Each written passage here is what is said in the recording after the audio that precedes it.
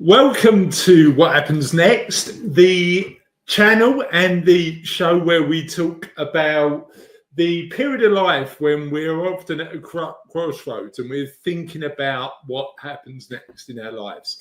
I'm your host, Chris Dames, and I am getting real privilege to interview real experts about what the challenges and the opportunities we face when we reach a certain stage of life, and what should we be considering thinking about when we're at that stage where we start to think what happens next.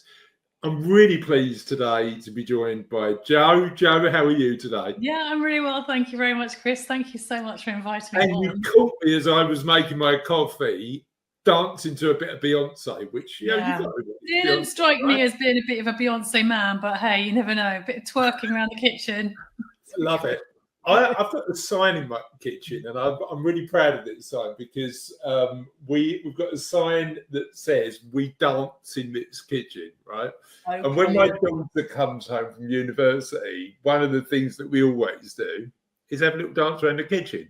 So before we start talking about age and the challenges and opportunities we face at a certain stage in life, what's your kitchen disco #1 song? Oh God, I haven't. So first of all, during lockdown, we got a glitter ball. Oh, so cool. We've got glitter ball-y music going down, and we did have the odd disco during lockdown. So, but I'm much more a sort of indie rock, glam rock type of person. Yeah. So a little bit of Bon Jovi, a little bit of AC/DC, Guns N' Roses. I mean, one of my favorite bands is Muse, so I'm a bit of a rocker. Yeah, I saw Muse at Wembley a few years ago. They were amazing. They're really good, aren't they? Yeah. So tell us a little bit about you, Jo. So I am, well, so a little bit about me. I'm an estate agent and I'm based in the Surrey Hills. And much as I love my job, it's a job that I don't think I can grow. I don't want to be too old doing. So I don't want to be the old lady that rocks up to try to value or sell you your property. So I've been an estate agent for a while and I love it. I love my job. My no day is ever the same. So yeah, my kids have left home. I'm not experiencing the emptiness. I'm loving it. I've got my youth back again to a certain extent, my freedom. So yeah, that's me basically in a nutshell. And how are the kids? Yeah, they're good. So one of them's in Australia and she's coming back for a couple of weeks next month. So I'm really looking forward to that. And the other one lives in Brighton. So yeah. And what did you do? Was it just the way you looked at the kids leaving that made you avoid that empty nest feeling? The emptiness feeling. For me, I've been a single parent for quite a while, and so and I was dating my partner. I'm now living with him, but I was dating my partner, so it gave me an element of freedom to date and to not to worry about the kids anymore. And I did have to worry about the cats, but not the kids. So and the cats, you can get someone to feed them. You can't necessarily get someone to come in and feed your kids. Yeah. So so it was a freeing. I mean, I miss them, I love them, but it's I spent a lot more time and energy with them than if I had been in a partnership. So it was like you were ready. Yeah, I was ready. I was ready. How was it? Because it's really interesting. We're thinking about this a lot in our house at the minute. Charlotte is 21, Sophie's still 13, so we've got a few years to go. But I think one of the things that I think about, and I often have a lot of conversations with my clients about, is that change in identity when you're not mum and dad and age reliant anymore. How is that for you in terms of a shift? So that's an interesting one, because that's it's a big shift. It's a big shift for a lot of people because but I still my identity wasn't all wrapped up in my children. So it was I have a sense of purpose outside of my children. So therefore part of my identity stopped, whereas another part of my identity could then grow into a different role and a different purpose. So I think we all need a sense of purpose, and if you are just a mother, then your sense of purpose diminishes when they leave home. Yeah, it's having that balance, isn't it? And other stuff outside of being a mum or a dad or work or stuff like that. So I'm sure we're going to talk about balance and wearing different hats throughout this interview. But what I am obsessed about at the minute, and I'm listening to a lot, is your podcast. Tell me a bit about that. Thanks. Thank you. So the podcast. So I always wanted to do a podcast. Well, not always. In the last few years, I wanted to do a podcast, and I thought I was going to do a podcast on property, and I was going to call it "Selling Surrey" on a theme that is on TV.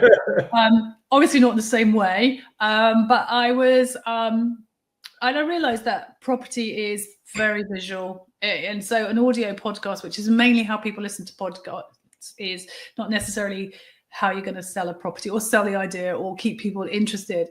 And as I started to do the podcast training to learn how to do podcasting, I realized that my obsession is the aging process and growing old. I'm absolutely obsessed about it. And as I'm going to be always growing older or always aging, it was something that I started to look into. And my co-host is a psychotherapist. So I'm getting psychotherapy on the way as well. Bit of free therapy. But Absolutely. You know what? But this is the weird thing about podcasting.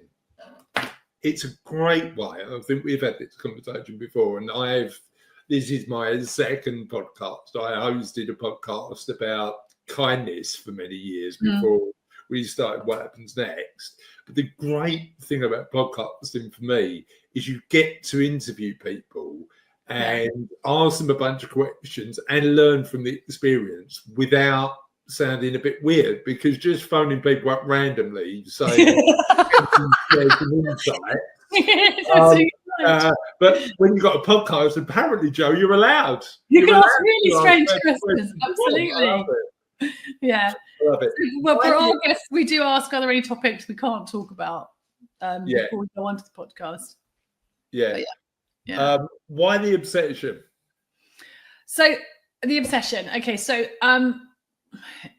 it's not necessarily, it's not getting old, because everybody keeps telling me getting old is a privilege, and it absolutely is, because there are some people that don't reach my age at all. So my dad never reached my age. I'm 62, just about to turn 63 in 2 weeks, which is something I'm not looking forward to. But it's not getting old per se, it's aging.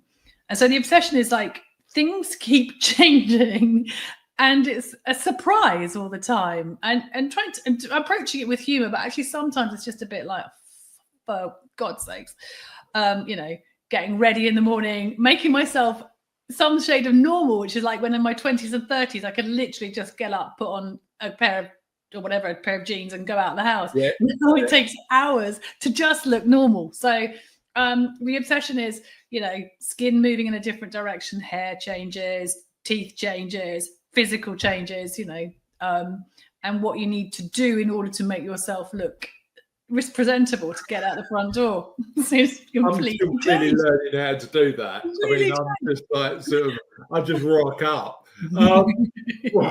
Wait till you get to my age. Yeah. What's the biggest surprise? What's been the thing that surprised you the most?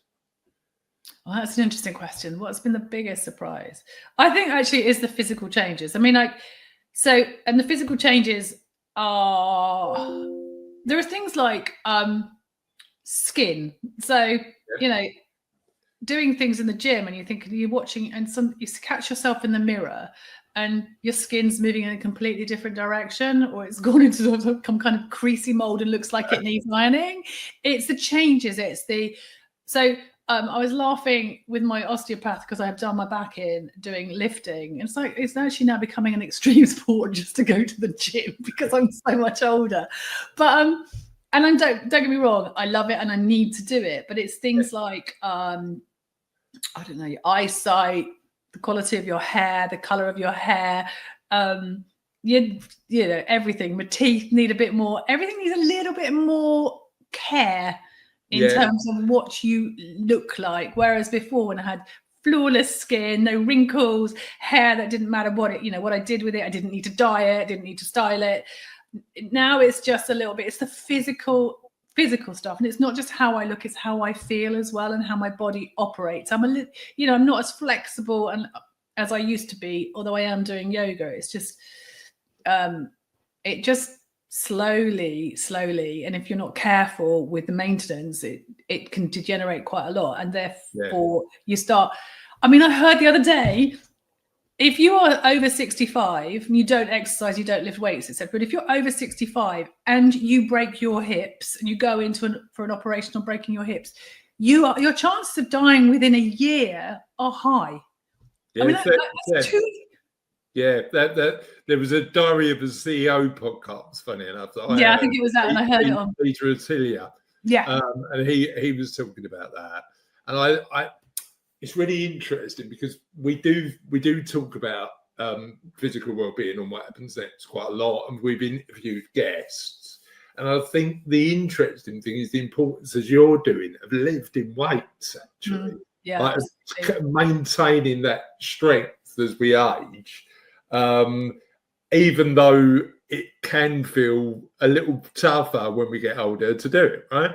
Yeah, it does. It does, but it's important. It's really important for women, especially because as we go through menopause, we lose estrogen, and therefore we are more susceptible to osteoporosis. And if you've got muscles protecting your bones, you're less likely to fracture them if you do fall.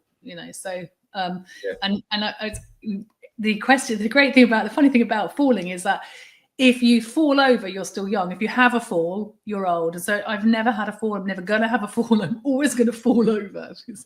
Apart from when you lifted those weights in the gym. When I lifted those weights at the gym, I'm stronger. But it's all sorts of things about. You and I have spoken offline about the blue zones, and I know you've spoken before, but the Japanese blue zone is that they still sit on the floor at age 101 or whatever it is, and they can get up. Yeah. Whereas I think if you put the UK population at 100 on the floor, they wouldn't be able to get up. Yeah, it's that combination of both flexibility and strength is the key, isn't it? Absolutely. It's really good. You know what I'm really curious about? Tell me a little bit about your podcast fellow host, because I'm really fascinated about the difference in your dynamic, because your different personalities, and it's a really good partnership, actually. Well, thank you. So I've known Galen for how was my oldest? About 25, 26 years. So she was, when I decided I was going to do this, I definitely need a co-host. Unlike you, I can't talk very well to myself. Okay, so I needed someone to bounce off, and she is, highly experienced, over 30 years in psychotherapy, and she's got a much more. So mine is like, why? Because am I allowed to swear on your podcast? So the podcast is when the fuck did I become old, and it's like, why the fuck is this happening to me? It's because it's just a shock. It's like, when did I turn into my mother when I looked in the mirror? That kind of thing, and so it's like, I want all these questions answered, and Galen kind of tends to be the voice of reason. We decided that the podcast wasn't going to be educational. We could do that. We could go into sort of psychotherapy type, this is what you can do. It's more of a sort of entertainment with her, with me being able to go, look at this, bashing her and going, Joe, just take another look at it, blah, blah, blah. So the dynamic is good. It's like, I'm going, why? And Galen's going, hang on a second, let's just take a breath. But I think having those, and this is what we've learned a lot on What Happens Next, just those different perspectives allow you to then turn around and go, well, that's interesting. And that's what I've got. I've definitely got from your podcast in terms of doing that. So we've talked about the physical changes getting older. Talk to me about some of the other stuff. How has your perspective on the world and perspective on life changed? So the perspective on the world and life is I think, in terms of, because before I did the podcast, I went and did a little bit of research. I did a little bit of research from the female perspective, but interestingly enough, our figures are 50-50 men to women. So there are obviously a lot of men that want to know what's going on for women in terms of how the hell do I relate to my woman who's aging or anything like that. And so, but it's, in terms of psychological, as you know, it's all about role changes and purpose. So first of all, what happens to us is that our children leave home, then we retire, and we lose contact with our children as much. We lose contact with our friends from work as much, and that happens more so for men than it does for women. In terms of like a lot of their whole social life is wrapped up in work, and then work's cut off. So it's all about role changes and finding a different purpose in life. There's also the pressure of, and I don't have that because my parents are no longer alive, but the pressure of having elderly parents and having children that have not quite got themselves into adulthood. So that's a sandwich generation that a lot of people find, and they're still working. So it's like, where am I? Where am I, and who am I on a psychological and emotional level in society? And of course, culturally, we don't include our elderly as much as some people like Japan, like the blue zone, like the blue zones. So we then become a bit more invisible.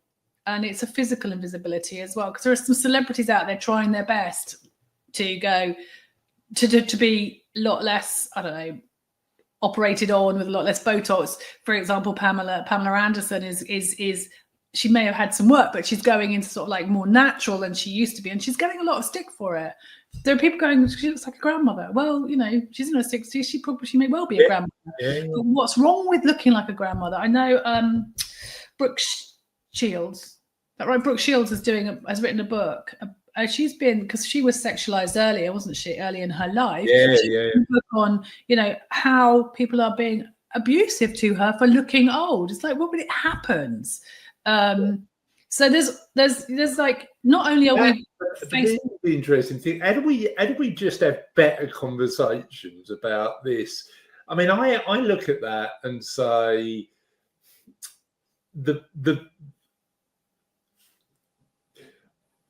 what's interesting to me is that media perception of somebody isn't always what most people think, right? Mm.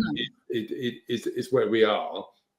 But how do we change our cultural attitude to just have better conversations about aging and appreciate that these changes are going to come to us all? And they are. And actually, how do we do that?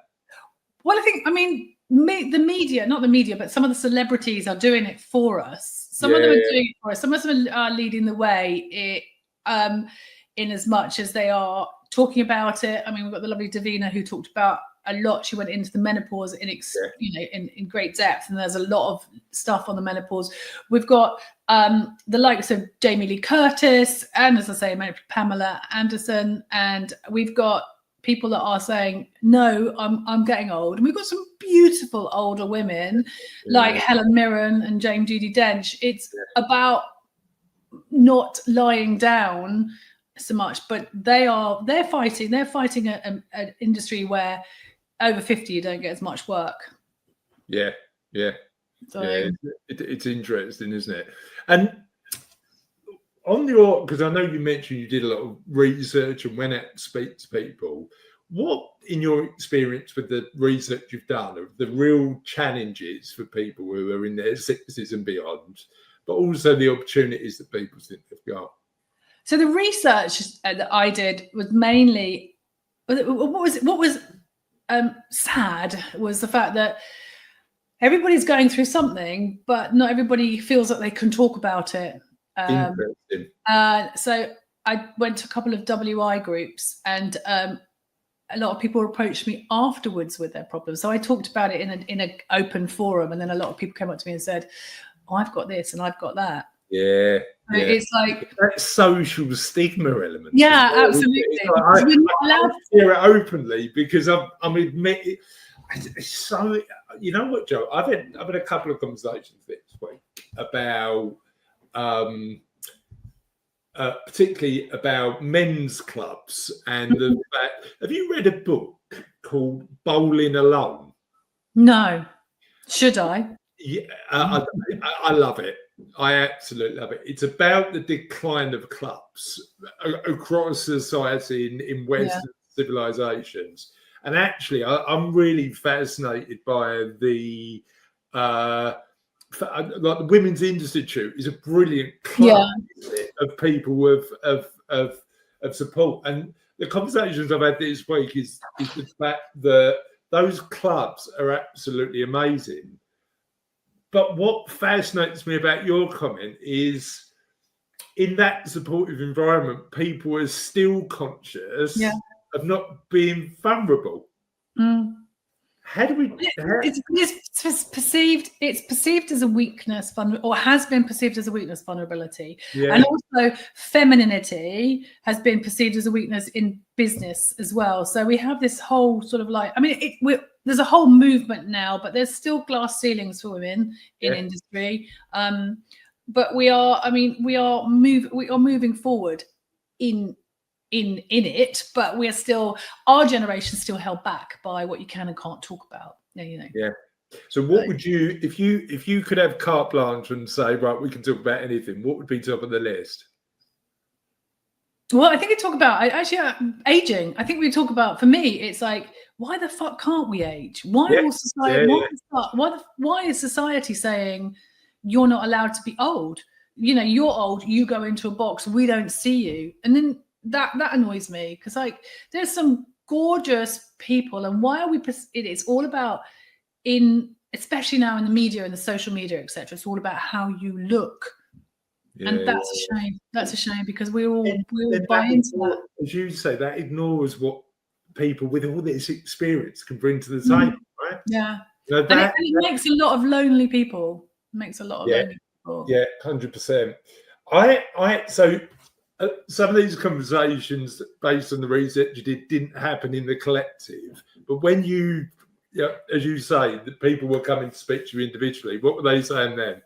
Well, it was mainly about roles, and so we had some people talking about what happens when the kids leave home, and do they have a relationship with their other half?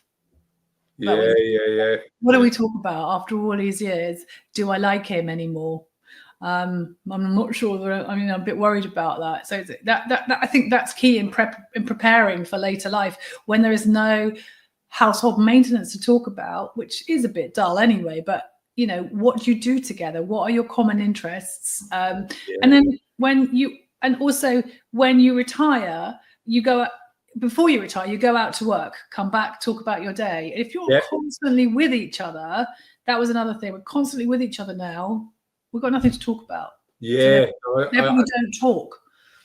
Do you this is the interesting thing. Do you think work plays a part? Because one of the things that we talk about quite a lot in What Happens Next is the fact that concept of work up to a particular age is actually from the industrial generation, and for a lot of us, continued work, even if we don't need the money to do it, might be part of that puzzle of later life, because we get to go out and have really interesting conversations with a bunch of people, and continue to find purpose and value.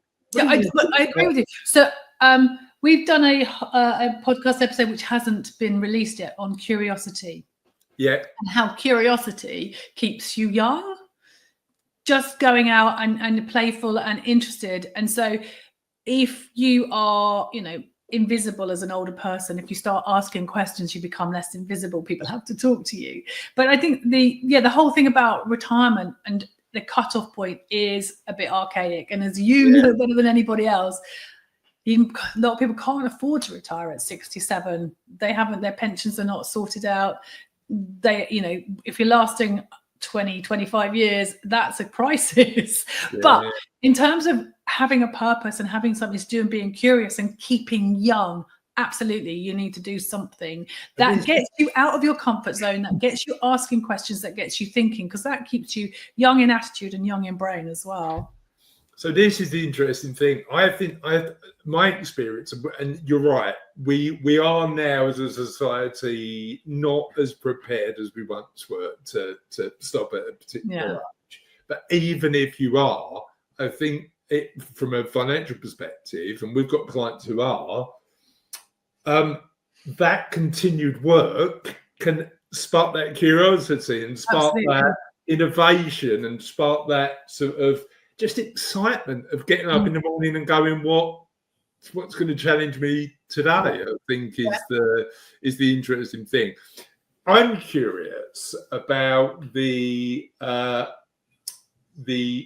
because I haven't listened to it yet, clearly, because it's not available. But I'm curious about your favourite question to ask when you're being curious. What is that? So it depends where I am, but my favourite question, it depends who I'm normally talking to. Include the word fuck. My answer might include the word fuck. Yeah, I've got a bit of a potty mouth. So my favorite was, it's curious, it's like, well, it's a kind of like, what makes you tick, what excites you, what have you done that's exciting? Yeah, that's a great questions like, how are you, at our age are quite dangerous to ask, because you might get hours of how I actually am and what physically is going wrong with me at the moment. So what makes you tick? What excites you? What have you done that's been exciting, in the last few days? So I go into the gym and talk to people and say, let's say, how are you doing? It's like, what have you done this week that's been exciting? Tell me, type thing. Yeah, no, I love that. What makes you tick is a great question. People don't always know how to answer that one either. So what makes you tick? Yeah, you know what? I've got a thing about asking questions where people have got to actually think about the answer. Yeah, I've noticed. Yeah, sorry about that. Because I think they're the questions where you're getting those proper conversations. Yeah, is my perspective on it. One of the things that I'm really curious about, Joe, is mindset as we age, because I think there's a perspective that mindset's everything. I actually think there's probably more nuance to the impact of mindset on our lives. But as somebody who, and I know you've talked about on your podcast, and hopefully you don't mind if I mention it, somebody who's in their early 60s now, how has your mindset shifted? But how do you think the importance of keeping a growth mindset and a positive mindset, what's the impact of that in your future life, do you think? Was it, if you look at people that don't have a growth mindset, don't have the curiosity and don't do anything, they're the ones though whose world closes in as they get older. Yeah. And in terms of, I mean, I've done a podcast. It's for me as well as everybody else, because it will keep me going until I can no longer talk, because it's a subject that I'm going to be growing into. But it is about my age. So, I mean, we're all going to grow old, hopefully, but we don't have to get old. We don't have to become, in the aging process does not have to shut us down. And what has been that, you work, you finish your life at, well, it used to be 60, it's now 60, well, then 65 and now 67. And then we pop you into retirement. And then when you've reached a certain stage, you go into a home and then you go out in a box. That encourages closed downness. And I think mindset is key, because if you're talking to someone and they've got a young, youthful, curious mind, you start not to see. Don't see the age, right? So when I said to people, I'm going to be doing this podcast about when the fuck did I become old and how people of our age are invisible. People were saying to me, Joe, no, you're not invisible. You're a lovely, you're attractive. I'm like, well, actually, I'm only attractive when you know me. Interesting. If you see what I mean. And because if I walk down the street next to a 30-year-old woman, I'm not going to get seen. She is. But when you know me, I'm going to get seen. If you see what I mean. See, I this is a new perspective for me, Joe. I've got to be honest. So when did you start to notice this change of perspective? Like, is it something that you've recently noticed, or is it a thing that happens gradually? And what was the time you realised, well, actually, how people perceive me when they don't know me is different to how I used to be looked at? I think the last, how old am I? So I'm going to be 63. I think the last 10 years, so pre-menopause through menopause, because there are massive changes, and also in terms of what goes on physically for you. You kind of become a little bit more self-obsessed because things aren't working like you, and it's a big change. And then, so coming out the other side is depending on how you do it. So I came out the other side determined, I had put on weight, determined to lose that weight, determined to not be the person, you know, the menopausal, postmenopausal woman that I was with a middle-aged spread. I'm not going to do that, hence going to the gym, and hence looking at everything that I could. But, you know, yeah, the last 10 years, slowly it has happened that it's like, until people know me, they don't see me as attractive. Or as I don't, so I no longer turn heads, which is sad for a woman. It's sad for a woman. And you look at the likes of the lovely Jane Judi Dench, who I've spoken about before. She's not necessarily the most beautiful woman in the world, but she's got presence. Yeah, yeah. Tiny, she's really short, but she walks into a room, everybody notices her, and that comes from self-assurance and a sense of knowing who you are. And I think if you're not careful as an older woman, and possibly an older man, but I'm only doing it from a female perspective, if you lose yourself in the aging process, and so to have a sense of perspective and a sense of knowing who you are, I think is important, which is, you know, where I talk about sexuality as well. I don't mean having sex all the time. I just mean that sort of sexual flow, that the energy that goes through you is like, this is who I am, regardless of whether I be a feminine being or a masculine being or all the others. But I know who I am and I'm comfortable. And I think once you're comfortable with yourself, that's completely different. Yeah, I think you can tell as well with people, can't you, whether they're comfortable. I've had conversations where you get a sense of authenticity sometimes with certain people. And you go, well, actually, you're quite happy with all of your works. And I mean, the good news for me is I've never been particularly attractive, Joe, so I haven't got to worry about aging badly. I mean, like, I haven't always had all these wrinkles, but it's been a good thing. One thing you mentioned now is, and it's really interesting because I do think there's a clear difference, and I know we've spent time when we should have been speaking to other people chatting about this.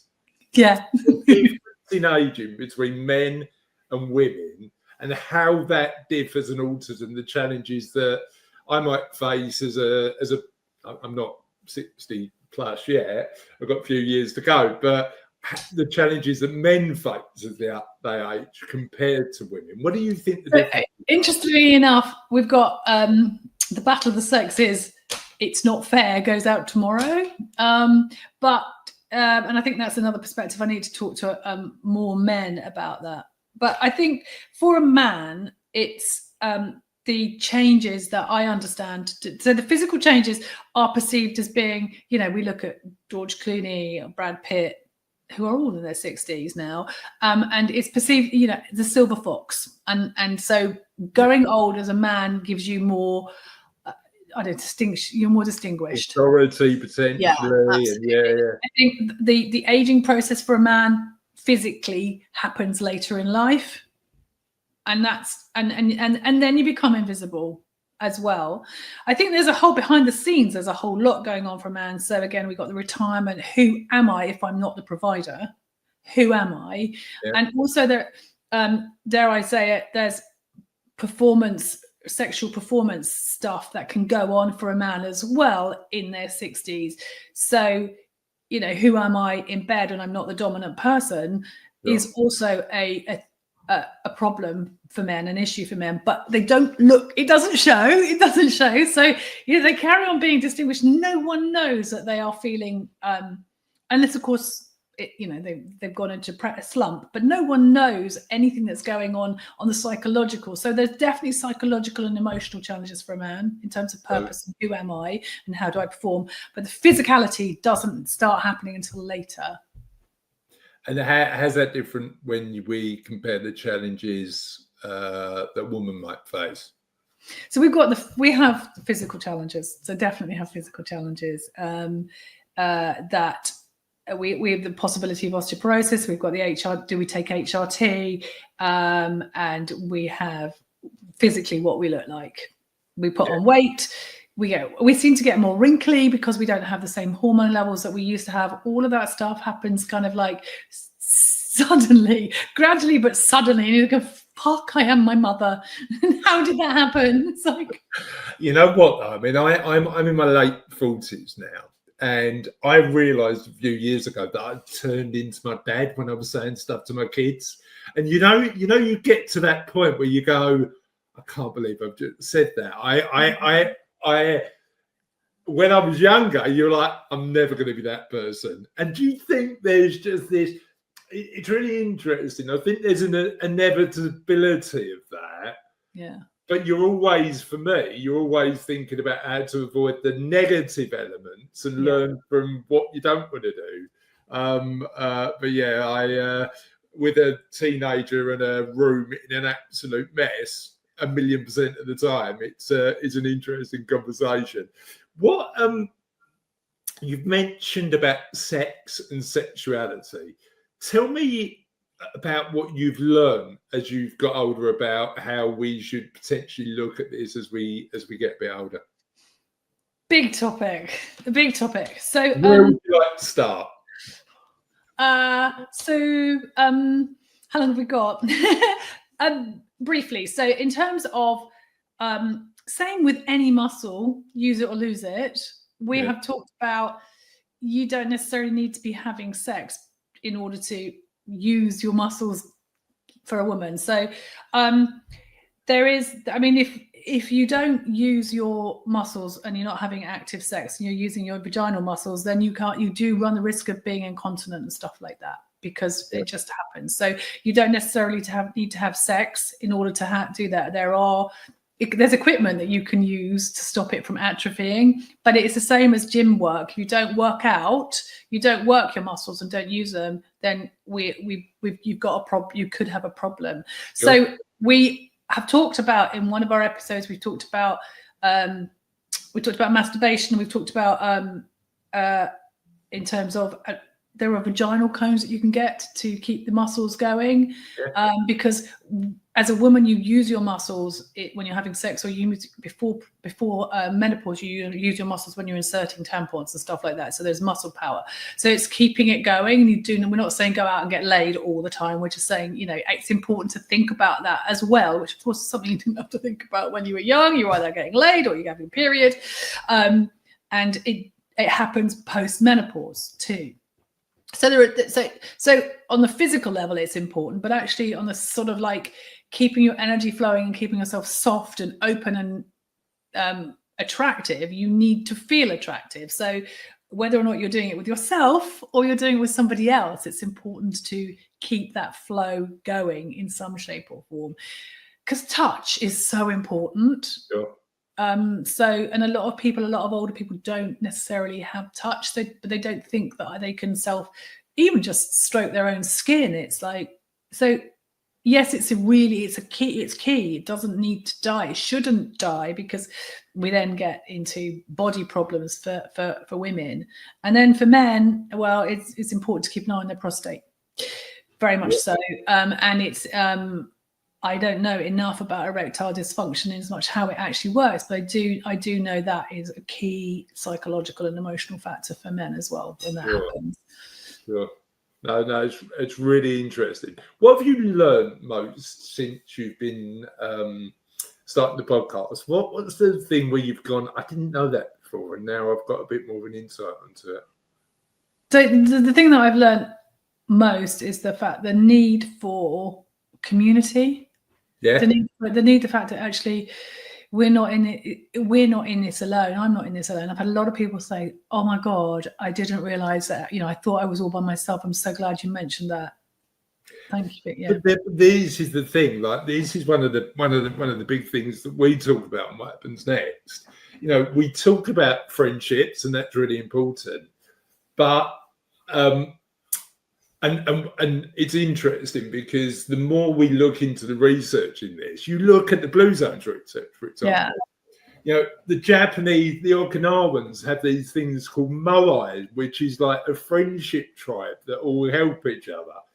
And actually, the shape of that community doesn't really matter. I'm a bit obsessed with paddle tennis at the minute, so I'm playing paddle tennis 4 or 5 times a week, and it's one of those things where I'm not that great, Joe.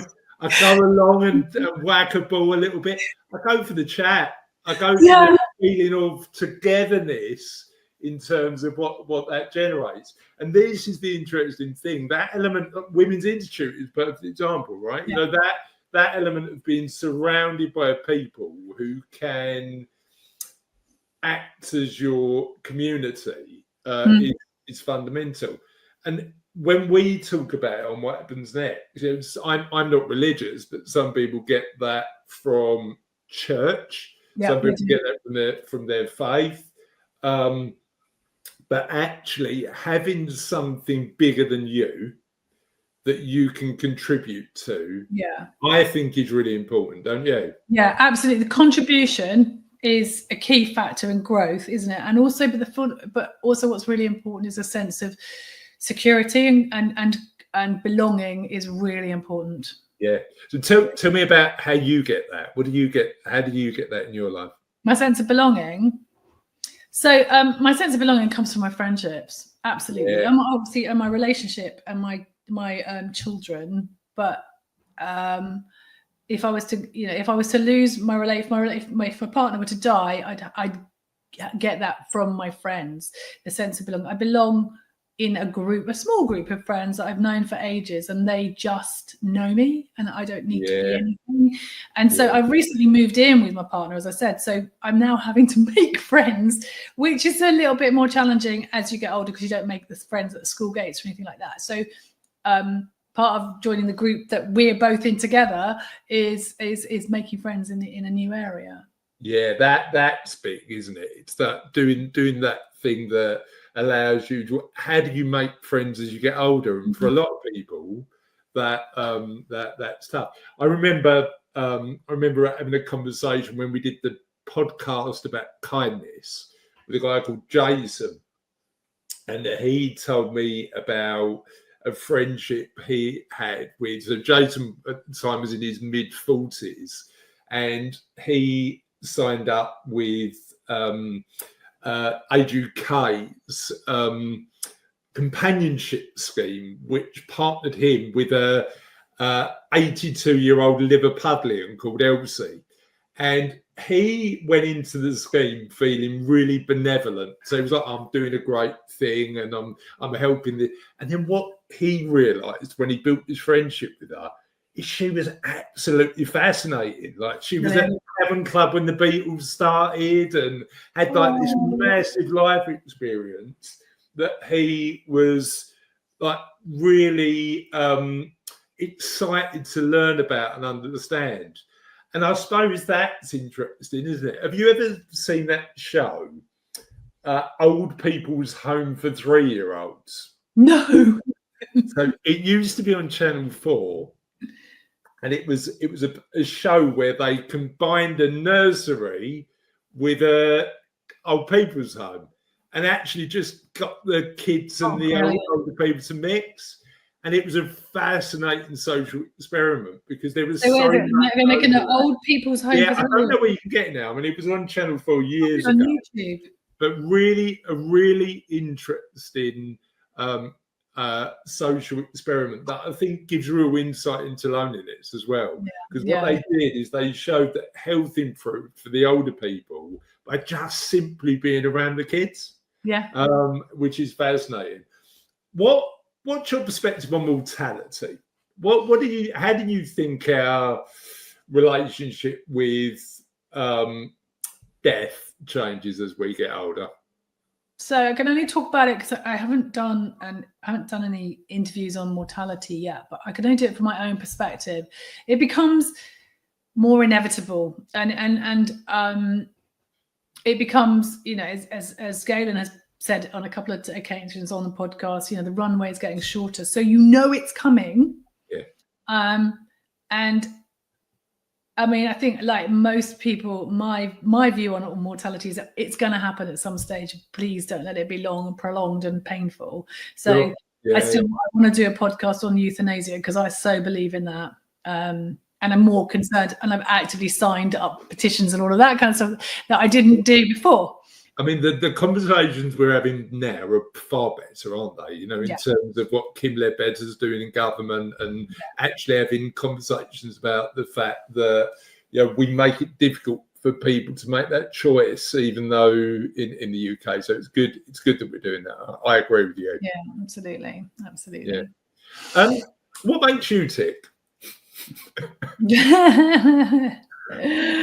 Yeah, what makes me tick? So I really enjoy, I enjoy food, and I enjoy good company as well. So I do that one, that sort of like my joie de vivre is like, I don't know, embracing life and going out. I will do anything once. I'll try something once within reason. Obviously, if it's, you know, if it's holding up a bank, I won't do that. But I'll try everything once just to see whether I like it.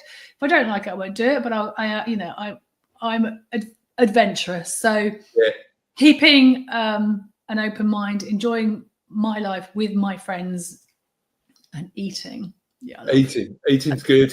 Eating's good, particularly cheese, but that's just me. What new experience have you had that you really enjoyed? And what did you like? So the new experience that I had, I did. I've done Go Ape. I went there with my stepsons. I don't know, about 5 or 6 years ago, and enjoyed it. I was terrified. I enjoyed it, zip wiring and stuff. Had I done zip wire before? I can't remember. I do remember the whole thing with being because I'm scared of heights, but I'm not really. And then I went skiing, age 57, 58, first time. Okay. I didn't master it. Didn't like it. Hurt myself. Right. I've never skied, and I'm tempted to give it a go. So do it before it gets too late. Do it before it gets too late, and you lose it. Really. But I did do it, and I can do it, but I didn't enjoy it. I gave myself hell over not being able to do it. So. You know what's interesting? As my life evolves, so I always think about saying no to more stuff that I don't like. Has your perspective changed? No, I might say yes. Your yes, and then no. I'll give it a go. Yeah, give it a go. Brilliant. And talk to me about the future for the podcast. Tomorrow is Battle of the Sexes. We are on episode 9. I mean, my intention is to keep going because I'm really enjoying it. Although we haven't got a big audience, they are listening. The listening figures are long, so people are obviously enjoying it. I've had some very good feedback. So grow it. And if anybody wants to sponsor it, that would help us grow it and help us reach more people. And then behind the scenes, I want to set up some communities. I haven't quite worked out how we do that, but I want people to join in. So that's the future. Thank you for asking me. Absolutely love that. Tell me a little bit about where people can find out a bit more about you and the podcast. So the podcast can be found on Apple and Spotify at the moment. And I've got, we are on Instagram and Facebook, but the podcast is When the Fuck Did I Become Old? Perfect. All right, Joe, it's been a pleasure speaking to you today. I loved it. We've been nearly an hour, Chris. I know. It's good. It's fab. So thank you very much.